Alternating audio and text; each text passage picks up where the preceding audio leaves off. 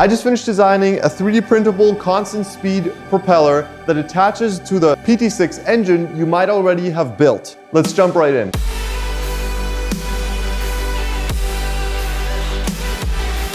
I don't want to miss any details in this video. That's why I printed out my own written instruction manual, just making sure I don't miss anything. Also, these are quite detailed, so print them out or have a look at a PDF and just follow along. I try to make them as intuitive as possible. All right, on the first page, I've written a little bit something about what inspired me. In this case, a Hartzell 5-bladed composite prop and the TBM 960. Together, this configuration actually resembles something that is flown, the TBM with the Hartzell prop and the PT6E variant. All right, let's move on to the print recommendations. You probably already put together the PT6E, so this is nothing new to you. There's 3 things I want to point out. First, ensure your printer is properly maintained and in good condition. No brainer, a well-maintained printer gives you good results, so you can expect minimal print failures. Also, a very important thing that I wanted to point out is to let the parts cool before removing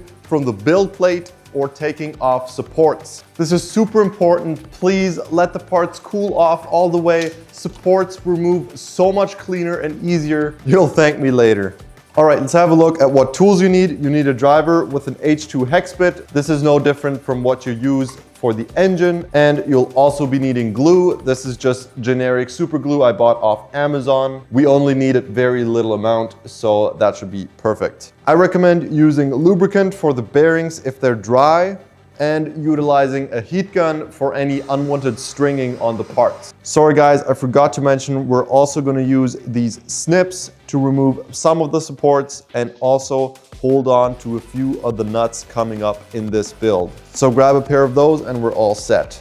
All right, let's move on to the bill of materials. This prop is actually more complex than you might assume when just looking at it from the outside. There's a bunch of things going on the inside. That's why you'll need 5 6003 ball bearings. Optionally, you can use a spring to bias the blades towards feathering. So that's the pitch of the blade. It will bias towards the feathered position of the prop. You need 64 M2.5 10mm screws, 58 M2.5 nuts, and 10 M2.5 washers. Again, if you want to reduce the trouble of sourcing these parts, I offer a kit on my website that includes everything you need. You got the spring, bearings, and the fasteners right here. Just keep in mind, I ship from Germany, so delivery time depends on wherever you live. All right, let's continue on to the parts. I made this little diagram, again, same as with the manual for the PT6 engine. Just go over your parts and make sure you have all of them printed out. Once you did that, we could start with step number 1, putting together the prop. Let's begin. All right, let's jump right in with step number 1. We're gonna need the spacer, the spinner bulkhead, and the prop shaft. Pull this out of your engine. If you glued it in permanently, I'm sorry to say, but you'll have to assemble the whole prop with this thing installed in the engine. I'm going to put this in the description. Advise you not to glue this in if you plan on building the prop. All right, let's execute step number 1. We're going to take our spacer, push it into the bulkhead like this, turn it around and add the prop shaft on top, just like this, like a sandwich. And now we're just going to add 4 bolts. And the nut has a nice pocket it can sit in, so no need for the nut wrench or anything. You can just tighten it down. There you go. Let's do that 3 more times. All right, it should look something like this. On to step number 2. Only thing we're gonna grab for step number 2 is the first hub clamp. We're gonna fasten the hub clamp onto the spacer like this. Very important for this step is to line up this groove with the groove on the bulkhead right here. So line those up. We're gonna put nuts in those 4 indents right here and match that with screws into these 4 holes.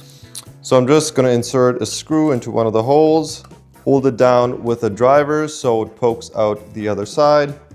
I'm gonna add the hub clamp, make sure the lines are lined up. Then I'm gonna set a nut on top of it and start turning. And it is kind of countersunk into the print, so you don't need to hold on to the nut at all. You can just turn the driver and it will tighten itself just like that. All right, that was step number 2, super quick and easy. On to step number 3. All right, we're gonna grab the counterweight ring and the counterweight itself. It's not actually weighted, it's for looks. It's just to match the design of the Hartzell prop. To the people who have already built my PT6, you know I like to use this mechanism, the nut pocket I call it, where you just slide in the nut, it goes in like that, and you can drive a screw into it and it holds on to the nut perfectly. Super simple and easy, you just drive in the screw just like this, tighten it, another one here, make sure you get it the right way around, so there's a step here, just a visualizer for you to get it right. Let's add the next one. So I'm gonna add the nut, push through the screw and tighten it down. That's step number 3. All right, step number 4, also a very convenient and easy step. We're gonna grab the stem. We're gonna slide the counterweight over the stem. You'll see there is a key that matches up with each other and the hole lines up. If you turn things around, it will not line up. So very, very easy to do. You cannot mess this step up. We're just gonna need one screw and lock it down. And make sure you screw it all the way in until you feel a good amount of resistance. Obviously don't strip the plastic, but you also don't want the counterweight to be wobbly. So if it's wobbly, you gotta tighten it down more. This is perfect. On to the next step. Okay, step number 5, we're gonna grab this tiny retention ring, the pitch knob, also a smaller part. And for the first time, we're gonna grab one of our bearings. We just crack this open, grab one of these. All right, also a very simple step. We're gonna take the bearing, slide it onto the just assembled stem. Then we're gonna take the retention ring. And if you look closely, it has 2 grooves. This side is grooved and this side is grooved. However, this one is not. Same on the stem. So you can only put it on in one direction, just like that. And if you try any other configuration, it will not work, just like that. So you cannot get this step wrong. Now for the pitch knob, you can mess up, but I made a protruding thing here, a kind of indicator for you to line up this pitch knob easily. So the knob itself goes over this protrusion right here. Easy and simple, and then you just tighten it down. 3 screws. Again, I'm using my nut pocket method. As always, 3 screws, boom, and you're done. Once all 3 screws are attached, and this is still a little bit loosey-goosey, I like to make sure that it's really perfectly aligned by just holding it from all sides.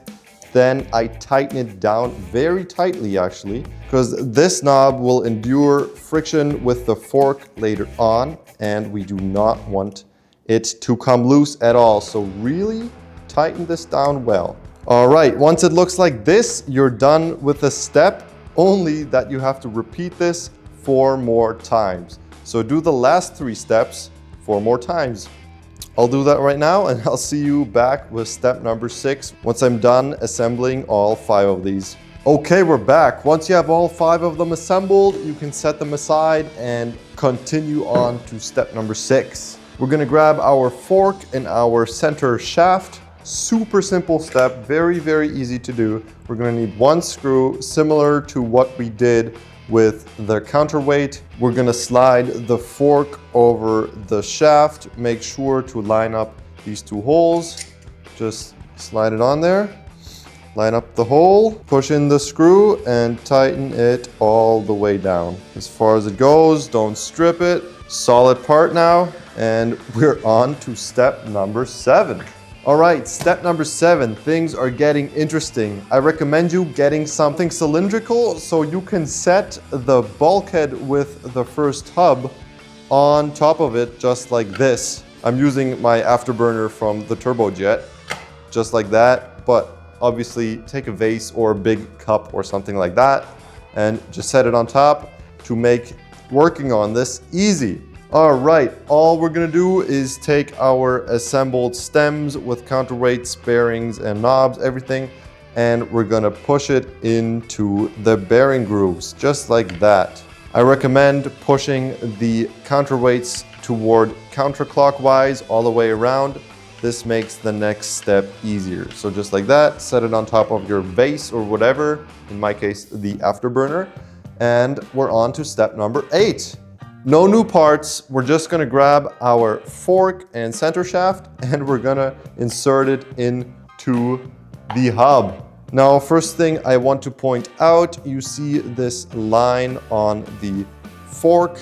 We're gonna look at that, look at the lines on the bulkhead and the hub. So we're gonna line all of those 3 lines up. And then we're gonna try to insert the fork into this. Now this gets a little bit tricky.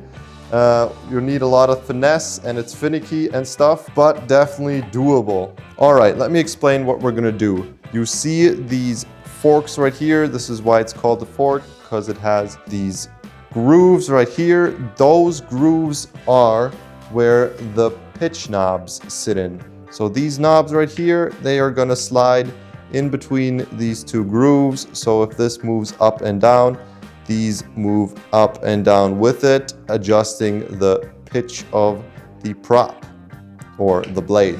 So again, make sure to line up the grooves, place the first one in there and go around all the way. See, some of them slipped out again. That's the tricky part. You have to line all of them up until all of them are in the groove and the whole thing will shift down just like that. The fork is in. If you move it up or down, all of the counterweights should go up, all of the stems should be turning just like that. Okay, for step number 9, we're gonna slide this aside. We're gonna grab the second hub clamp and the cylinder. All we're gonna do is attach the cylinder to the hub just like that. There is a groove right here. There is also a groove somewhere on the cylinder right here. Oh, can you see this? There's a groove right there. Also on the top, there's a groove right there. We're gonna line those 2 up and then we're gonna insert the screws, insert the nuts and tighten it down as always. All right, that is the cylinder installed on the second hub clamp. It should look something like this. I love how this color turned out. And on to step number 10. Okay, for step number 10, we're gonna combine these 2 things. Again, we're gonna line up these grooves right here with the groove on the bulkhead, the fork, and the first hub clamp. All we're gonna do is push the second hub clamp onto the first one, lining up the grooves, like I said. So what you can actually do is pull on the shaft a little bit, putting it into its resting position right there. Then we can insert screws with washers and nuts from the bottom. I'm gonna grab a nut. This is also a little bit finicky, getting the nut underneath the screw and finding the threads. Okay, and for tightening everything down, I'm gonna take the snips and grab onto the nut since there's not enough room for the nut wrench I built. But this should work fine. We don't have to do it too tight, just nice and snug. All right, this is what it should look like. This is also my first time printing this in color, and I'm very pleased with how the colors combine. Let's move on to step number 11. Again, very, very simple and easy. We're gonna grab our cap and we're gonna grab the spring. Now, you don't need this spring. Like I said, this spring only biased the prop, the blades towards the feathered position. In my opinion, this is a cool add-on, a cool feature. Like I said, for this prop to work, you do not need this. Now, another alternative to this metal spring is a 3D printed spring. I have one in the print profiles, so you can just hit print and you will get one of these springs just made out of plastic. It will fit in here perfectly. However, just keep in mind, it is plastic, so plastic deformation in a plastic spring is a thing. It will not keep its constant performance throughout the time you're using the prop. So a metal spring is pretty cool in my opinion. What we're gonna do is slide it onto the shaft, just like that, drop it on. Then we're gonna screw on the cap. Super simple and easy. Again, man, I made this so user-friendly. No, I'm just kidding. It's pretty good in my opinion, but I don't wanna praise myself here. Again, line up the groove. There is a groove right here and there is a groove on top right here. Line those up, very important. We're gonna take our nut and same as always, man, I do love this invention of mine, the nut pocket. Grab yourself a screw with a washer, push it through into the nut. It should look something like this. You can now pull on the center shaft, go past this locking point, and then it stays in place at a kind of cruising pitch of the prop. Okay, step number 12, we're gonna grab our keyed shafts and our 5 blades. Now for this build, I'm going with the 2-colored or 2-materialed blades with the white stripes. If you don't have an AMS, you can also just do the plain black and achieve a still accurate and really cool looking blade with just one material. I myself have not built a version with the stripes yet, so I'm pretty excited to see how this turns out myself. All right, for this step, we're gonna need our glue, and I'm gonna take one of the keyed shafts and put a little bit of super glue on it. Not too much, you don't want to have it squeeze out the sides. So I'm just gonna grab the keyed shaft with the glue on it and push it into the blade, just like that.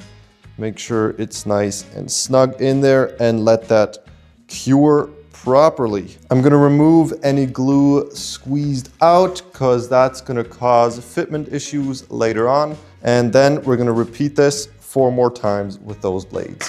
Okay, now I'm gonna do the same thing with the shaft right here. Add glue to this part and then insert it into the stem.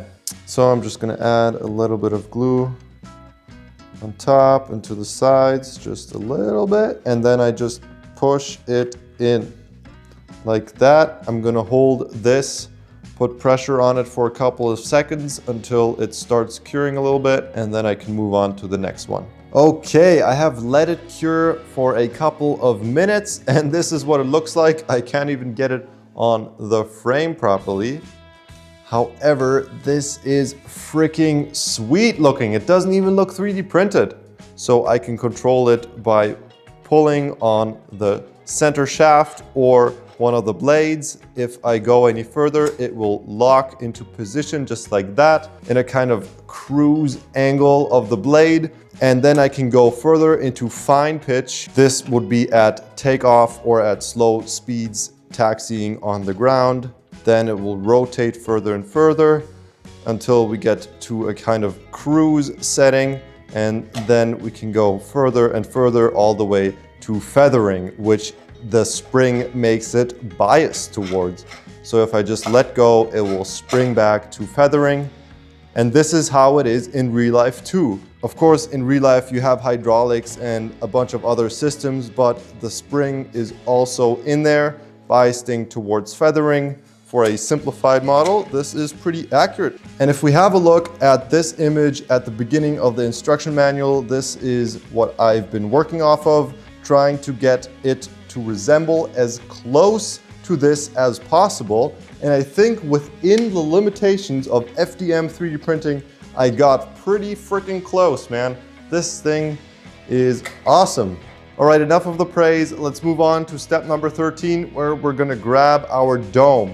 Again, super simple to attach. I know I've been saying this all video long, but it is really simple. We're gonna add 10 screws through these holes, match them with 10 nuts. No washers, since the screws sink into the dome a little bit and we don't need washers for that. So what I like to do to make this assembly easy, I like to set it in my cylindrical object, and now I can just go at it, pushing through the screws just like that, all around, tighten down with nuts, and then we're done. I'll do that real quick and I'll see you in a second.